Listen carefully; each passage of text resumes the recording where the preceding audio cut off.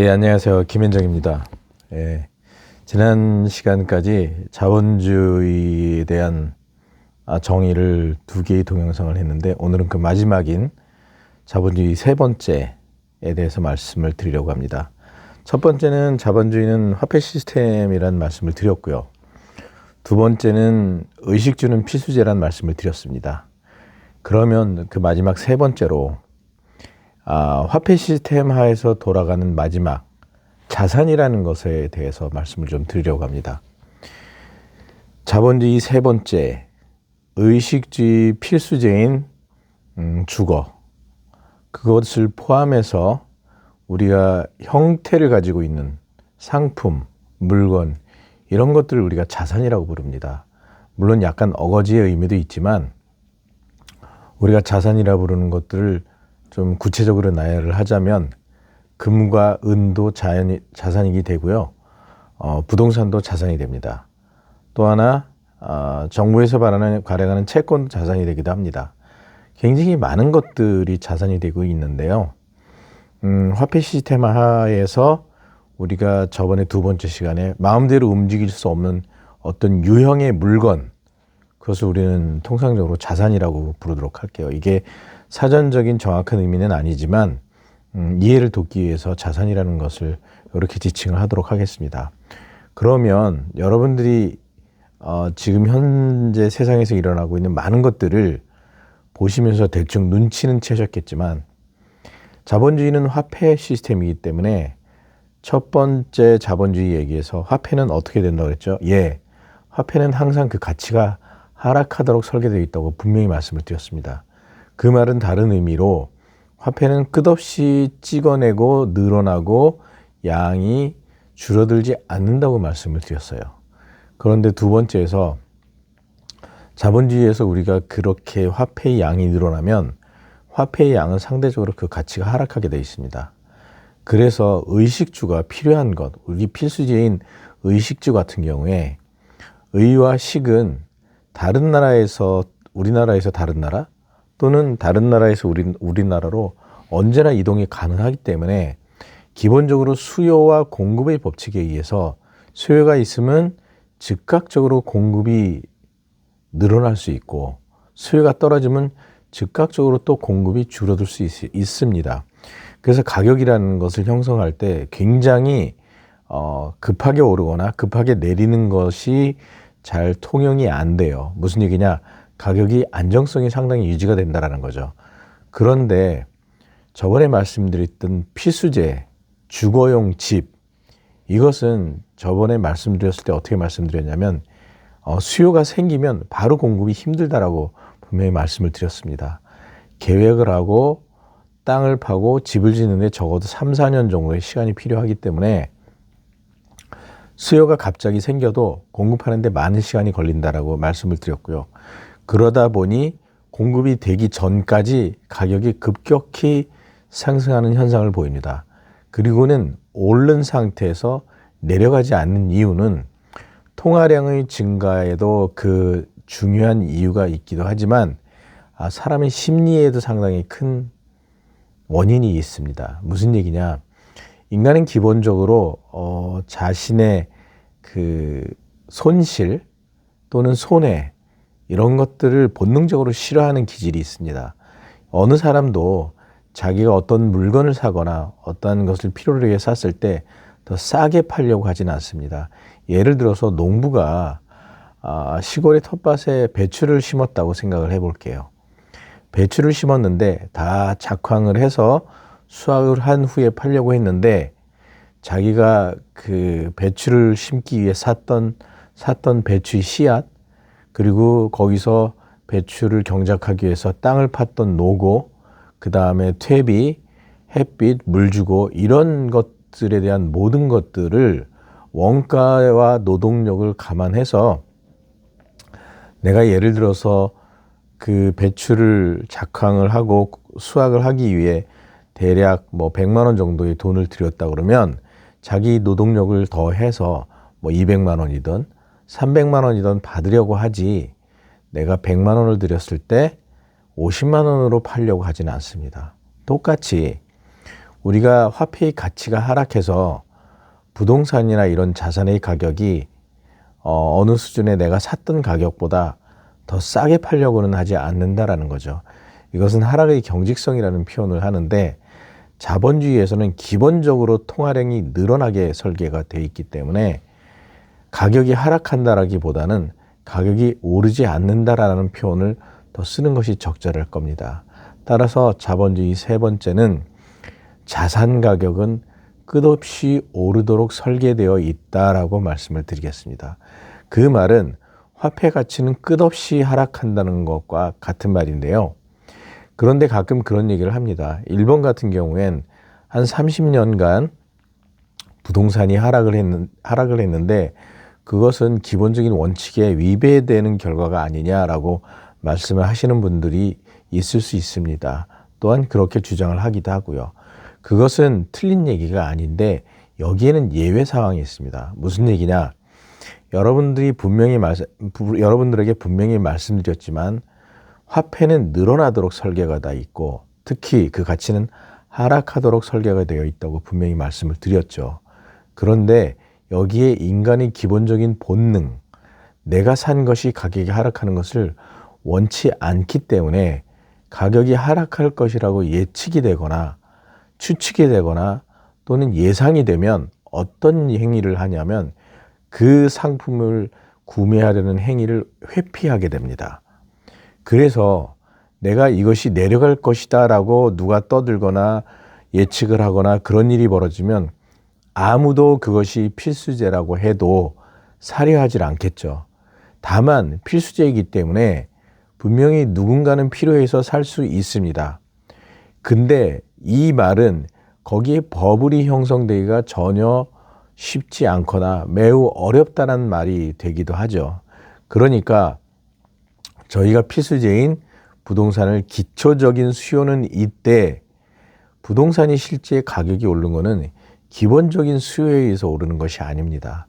그것은 항상 스터디하게 그러니까 꾸준하게 필요한 것이지 갑자기 급하게 수요가 일어나거나 갑자기 급하게 수요가 줄진 않는다는 얘기예요.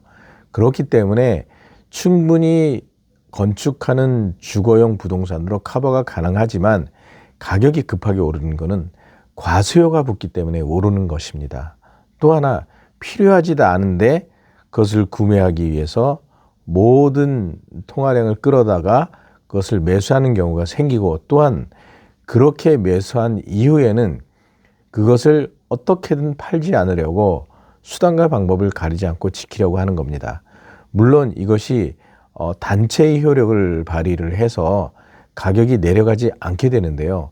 만약에 여기서 일탈한 소수가 부동산을 매도를 하거나 자산을 매도를 하면 그 가격이 천천히 내려가게 되는 거고요. 단체가 매도를 하게 되면 가격이 급락을 하게 되는 겁니다.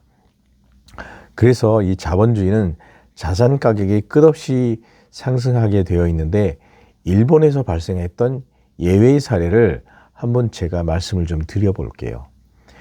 이 자산이라는 것은 아까도 말씀드렸지만 의식주 중에 의식은 항상 해외로 왔다 갔다 할 수 있다고 말씀을 드렸죠. 그런데 통화량, 화폐의 양도 사실은 전 세계적으로 마음대로 왔다 갔다 할 수 있습니다. 과거엔 물론 그것의 이동이 굉장히 어려웠죠. 여러분이 해외 이동을 할 때, 해외 여행을 갈 때 만약에 1억 원의 현금을 들고 간다 그러면 공항에서 걸리겠죠.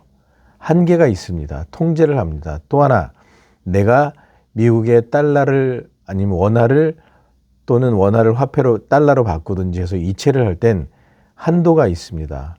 또한 마음대로 이체를 할 수 있지만 그렇다고 그냥 막 이체를 할 수는 없습니다. 여러분들이 중국에서 보셨을 거예요. 중국의 경기가 안 좋으니까 어떤 일이 벌어졌죠? 부자들이 해외로 이민을 가려고 하는데 중국 정부에서 통제를 합니다. 무슨 얘기냐? 몸은 가도 돈은 못 가도록 막는 것이죠. 그런데 한국이라는 나라는 어떻게 됐죠? 여러분 아시겠지만 저희가 돈이 있으면 미국 주식도 살 수 있고요. 달러로 바꿔서 미국의 부동산도 살 수 있습니다.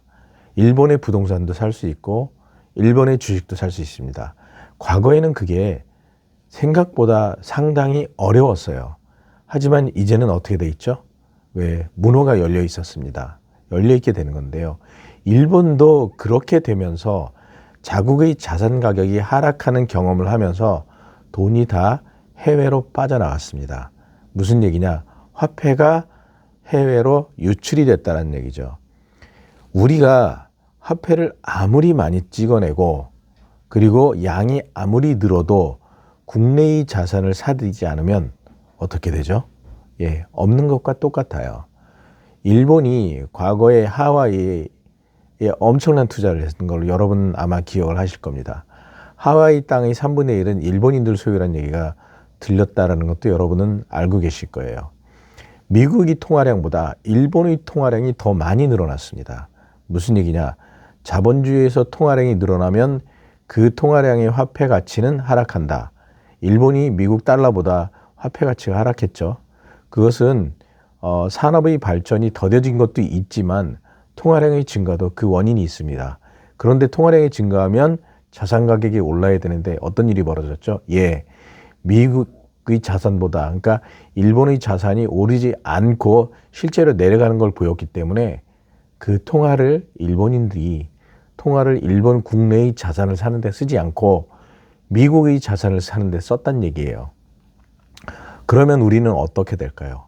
예, 우리도 만약에 전망이 정말 부정적으로 바뀐다 그러면 우리 통화량이 아무리 늘어나도 국내의 자산 가격은 일본처럼 하락할 수가 있습니다. 그것은 사람의 마음으로 결정되는 거예요. 서학개미라는 얘기를 들으셨던 것처럼 우리가 원화를 달러로 바꿔서 미국에 투자를 하고 국내의 자산에 투자를 하지 않는다고, 투자를 하면 여기는 안 되겠다라고 사람들이 어떤 결심을 하는 순간 이것은 자산시장의 하락을 의미하게 되어 있습니다. 그런데 아까 말씀드렸죠. 내가 산 자산의 가격은 하락을 원치 않기 때문에 기존의 자산을 샀던 사람들은 매도를 하려 하지 않습니다. 그러면 추가로 돈이 들어오지 않으면, 화폐가 들어오지 않으면 어떻게 되겠죠? 예, 가격은 올라가지 않지만, 또한 가격은 잘 내려가지 않지만 그 가격이 거래가 안 되기 때문에 자기가 샀던 가격에서 유지되는 시간이 장시간 진행될 확률이 상당히 높습니다. 그렇게 되면 어떤 일이 벌어질까요? 아까 말씀드린 대로 누군가가 급한 경우에 한두 사람이 파기 시작하면 급격한 하락은 없겠지만 천천히, 가랑비에 옷 젖는 것처럼 가격이 하락할 확률이 상당히 높습니다. 통화량이 늘어도 통화량이 그 국내에 머물지 않는다면 자산 가격은 하락하게 돼 있고요.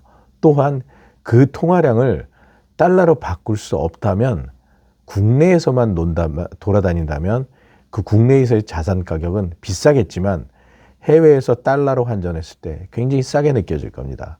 실제로 가난한 나라들에 가보면 자산 가격, 물건의 가격이 자국 화폐로는 굉장히 비쌀 겁니다.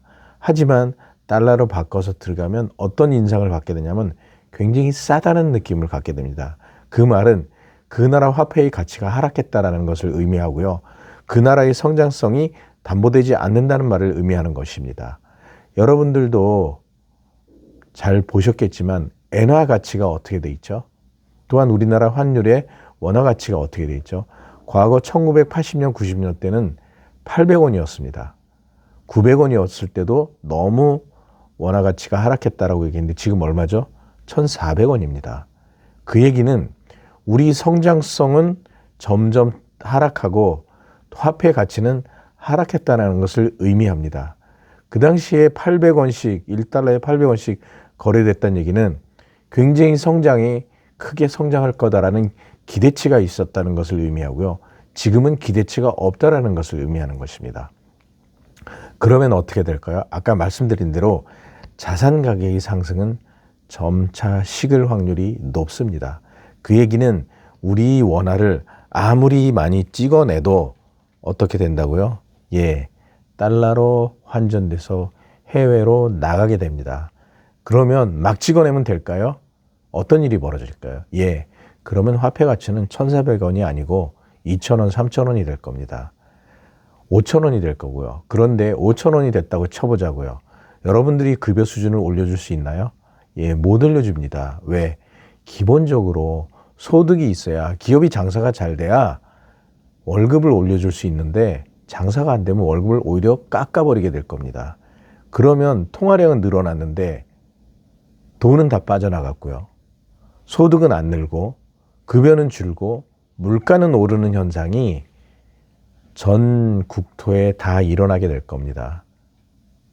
그게 앞으로 우리 미래이기도 하고요. 결론적으로 성장이 일어나지 않는 국가의 화폐 가치는 점점 하락하고 통화량, 그 화폐의 단위는 남들이 보기에 이해가 안 될 정도로 높아질 겁니다. 예를 들어서 1달러를 갖고 와서 물건을 살 때 지금은 1,400원이지만 우리 성장성이 하락하고 GDP가 점점 하락할수록 어떤 일이 벌어지냐면 1달러를 갖고 들어와서 5,000원을 바꿔주는 형태가 될 수도 있습니다. 그러면 1,500원일 때, 1,400원일 때의 아파트 가격이 2,000원이나 3,000원 수준으로 올랐다고 해도 1달러에 5,000원으로 환전하면 그것이 옳은 걸까요? 아니죠. 너무 부동산 가격이 싸다는 느낌을 받게 될 것입니다. 그래서 가난한 나라거나 성장성이 없는 나라는 오히려 화폐 가치를 유지하기 위해서 통화량을 줄여야 됩니다. 그러나 그런 일은 잘 일어나지 않을 거예요. 왜 그러냐면 누구나 통화를 원하기 때문에 정부는 자기의 능력을 벗어난 행위를 하게 됩니다. 무슨 얘기냐? 화폐 가치를 유지시켜줘야 되는데 그냥 막 찍어내서 뿌리게 됩니다. 물론 정치적으로나 또는 경제적으로 뭔가 식견이 있는 정치인이 나타난다면 이런 짓을 안 하겠지만 엄청난 비난을 들을 거예요. 왜냐? 모두가 화폐를 원하기 때문에 그 얘기를 할 겁니다. 야, 찍어서 좀 줘. 수출이 안 되면 찍어서 풀면 되잖아. 그게 뭐죠? 추가 경정 예산입니다. 추가 경정 예산? 화폐가 없는데 돈이 왜 나오죠? 예, 찍어서 주는 겁니다. 그런 상황이 되면 정말 우리의 삶 자체는 정말 고통스럽게 될 것입니다. 예, 오늘은 그 화폐의 세 번째 자산에 대해서 얘기를 했는데요. 잠깐 부동산에 대한 얘기를 했습니다. 하지만 이런 식으로 통화를 하면 모든 자산들이 다 올라갈 수가 있어요. 특히 국내에 있는 유일한 자산인 금, 은, 그 외의 모든 것들도 다 올라가죠. 현재 우리나라는 모든 원재료를 외국에서 수입을 하고 있습니다. 우리가 나는 것들은 쌀밖에 없어요. 야채 정도 하고. 여기까지 성장한 것마도 대단하지만 이 대단을 유지하기 위해서는 혁신과 발전으로 새로운 생산품을 만들지 않으면 우리 화폐 가치는 점차 더 하락하게 될 겁니다. 네, 오늘은 자본주의 세 번째, 지난 두 번째 영상까지 화폐 시스템, 자본주의는 화폐 시스템이고 두 번째 의식주는 필수제라고 말씀드렸고요. 세 번째, 이런 식으로 계속 가면 자본주의 세 번째, 자산은 앞으로 갈수록 가격이 더 올라갈 것이다. 다만 현명한 정치인이 나타나서 화폐 가치를 유지하기 위해서 강제로 찍어내는 통화량을 늘리는 것이 아니라 수출을 통해서나 아니면 혁신을 통해서 더 많은 새로운 상품을 만들어서 생산성을 높여서 수출을 해서 돈을 벌지 않으면, 화폐를 들어오지 않으면 자산 가격은 실질적으로는 올라가겠지만 그 화폐 가치는 점차 더 많이 하락하게 될 것입니다. 에 대해서 잠깐 얘기를 나눴습니다. 이상입니다.